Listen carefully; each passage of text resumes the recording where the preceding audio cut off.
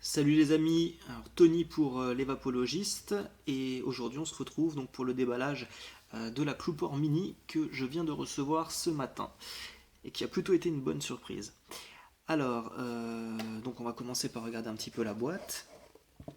Voilà, donc là la face avant, donc Cloupor Mini marqué, tout ce qui est de plus normal.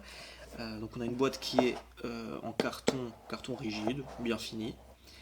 Sur le côté le petit logo, donc déconseillé au moins de 18 ans. Voilà, retourner. Alors, à l'arrière, qu'est-ce qu'on retrouve? À l'arrière, on retrouve donc toutes les fonctions principales de la Cloupor, donc à savoir le pass-through, donc qui est la possibilité de vaper pendant que la box est en train de se recharger. Removable, donc ça c'est la possibilité d'enlever finalement l'AQ, l'AQ qui est interchangeable. Donc ça il le note principalement puisque sur la e-stick par exemple c'est pas le cas. Voilà, donc c'est du produit qui est jetable au bout de un an, enfin selon votre utilisation. Alors, mini size, donc c'est petite taille. Donc le pin 510 qui est ajustable, VVVW, donc ça vous le savez, donc variable voltage et variable wattage. Et le mode right and left, donc le mode main droite, main gauche, droitier gaucher. Donc qu'on verra tout à l'heure. Qu'est-ce qu'on retrouve en bas? On retrouve un QR code donc, qui vous renverra vers le site de Cloupor, donc avec différentes informations sur le produit. Le scratch, donc pour vérifier l'authenticité. Voilà pour l'arrière, évidemment l'adresse du site, l'origine, Shenzhen. Voilà, c'est pour les. Voilà, on a déjà fait le tour de la boîte, c'est rapide. Donc on va passer maintenant à l'ouverture. Alors oui, à noter aussi. Alors qu'est-ce qu'on retrouve? On retrouve avec, donc normalement elle est plastifiée, évidemment je l'ai déjà ouverte. En dessous, on retrouve donc une carte VIP. Voilà. Donc j'ai pas regardé tout à fait à quoi ça sert. Donc a priori en haut, donc on a marqué After Sale Service Card. Donc c'est une carte pour le service après vente. Elle servira notamment pour la garantie. C'est marqué à l'arrière. Please take care of the card for after sale warranty. Donc faites attention à garder la carte pour la garantie d'après-vente. Voilà. Donc voilà. Petite carte qu'ils ont mis là pour certifier que vous avez une garantie dessus. Ok, donc on passe à l'ouverture. Voilà. Je vais y arriver. Ok, donc qu'est-ce qu'on retrouve? Alors, on retrouve une pochette. C'est plutôt joli. Une pochette en velours, donc pour ranger la box. Voilà. Là, on a une petite notice. Bon, alors la notice est tout en anglais. Voilà. Si vous voulez la scruter, vous faites pause. Bon, elle est sommaire, mais on a toutes les fonctions principales qui sont répertoriées, donc c'est tout ce qu'on demande, ni plus ni moins. Bon, voilà. Pour les non-anglophones, par contre, ce sera peut-être un petit problème, mais enfin. Au final, c'est assez intuitif comme produit, donc je ne sais pas si on en a forcément besoin. Voilà, qu'est-ce qu'on retrouve d'autre? On retrouve donc le câble mini USB, donc câble voilà, qui est extensible. Ça, c'est assez sympa. Ça évite de laisser du câble traîner partout à certains moments. Ça peut être plutôt pratique. On a une petite boîte qui se trouve là. Alors, si on l'ouvre, qu'est-ce qu'on trouve? On trouve donc des vis de rechange pour le pin et des aimants. Des aimants puisque la face arrière, donc la face dans laquelle on met la queue, est aimantée. Donc ça évite de dévisser sans arrêt. Et donc on va passer à la bestiole, la petite Cloupor, pardon. Ok. Donc là, quand on l'a dans les mains, qu'est-ce qu'on voit tout de suite? On voit un petit autocollant que nous a mis Cloupor, push down. Donc on va suivre leurs instructions, on va pusher. Et voilà, ça s'ouvre directement.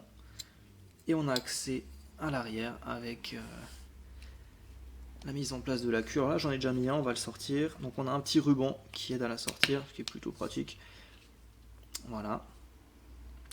Bon, bah, pour le mettre, hein, vous n'avez pas besoin de mes conseils pour ça. Voilà, on le met très simplement. Il y a une protection de toute façon pour l'inversion des accus au cas où, donc il n'y aura pas de problème à ce niveau-là, même si vous vous trompez, vous n'allez rien vous faire péter dans les mains. Voilà. Donc, pour remettre la face, c'est pareil, c'est aimanté, très simple. On le met, paf. Super bien fini. Donc ça, on va enlever ça tout de suite, ce sera plus joli. Ça va nous laisser une belle trace peut-être. Eh oui, on mettra ça plus tard. Voilà.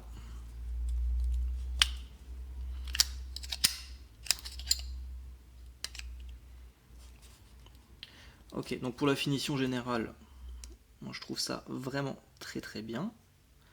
On n'a pas de décrochage ou alors vraiment très peu au niveau de la face arrière. Voilà pour le dessous. Donc là on a le port micro USB. Voilà, c'est un petit peu clair. Le port micro USB, voilà. Donc là, ça j'ai pas encore vu, je pense que c'est un reset. En cas de freeze, je pense, du chipset, mais j'en suis pas certain.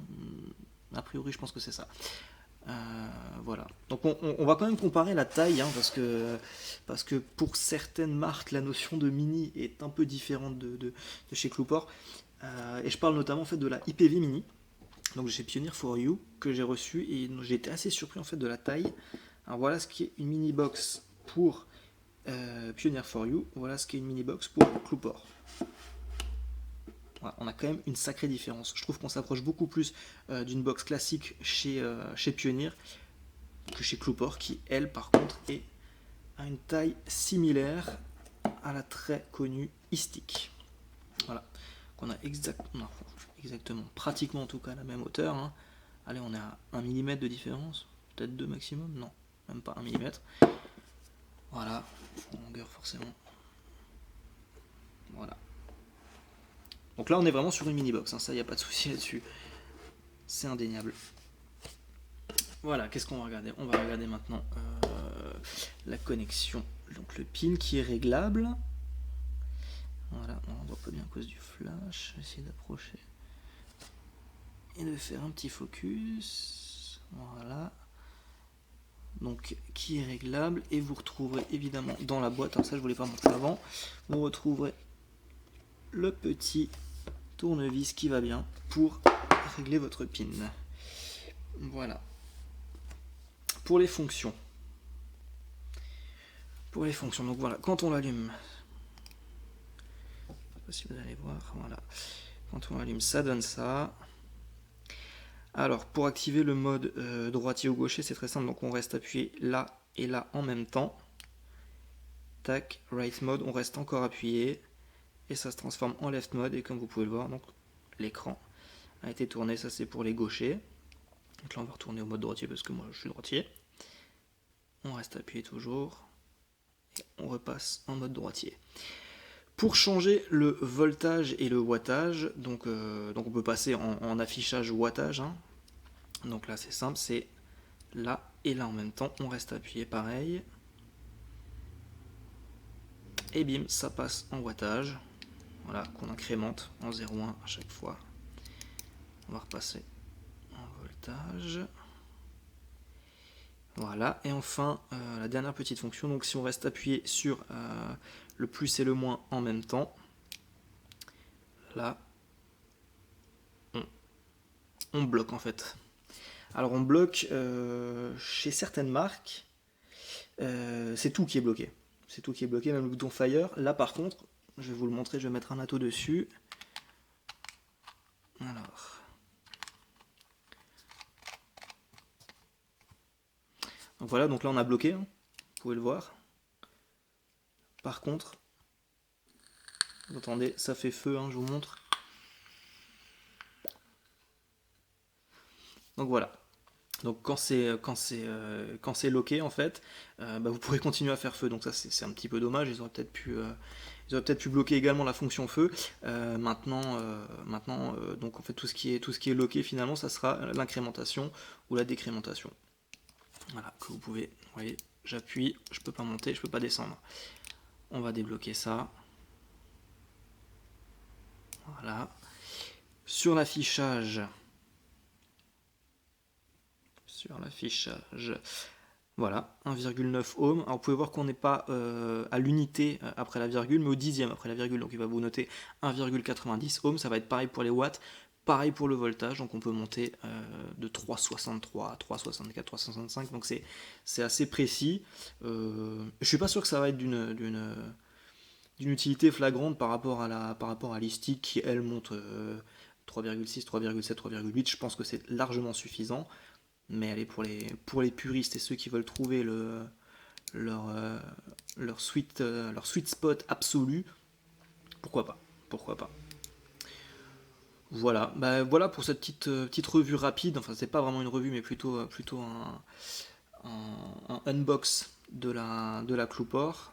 Voilà, on a fait le tour. On reviendra peut-être plus en détail sur elle d'ici la semaine prochaine.